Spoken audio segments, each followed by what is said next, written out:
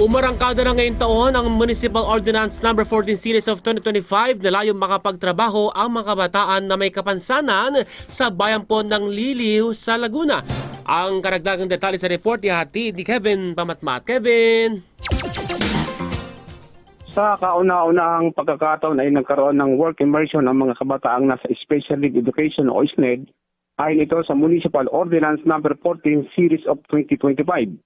Isang ordinansa na nagtataguyod na inklusibong employment sa pamamagitan ng paghikayat sa mga establishmentong pagninegosyo sa bayan ng Liliw, Laguna na magbibigay ng pagkakataon para sa work immersion ng mga mag-aaral na may espesyal na pangangailangan at pagkalooban ng trabaho para sa mga person with disability. Nagsimula na sila magtrabaho sa iba't ibang business establishment na labis silang hinangaan sa kanilang kakayahan. Ito ay ang Project IDE o Inclusive Developing Employment ng pamahalang bayan para sa mga PWD na maipakita nila at mapatunayan na bahagi sila ng ating lipunan. Pula, Laguna, Kevin Pamatmat, Newsline.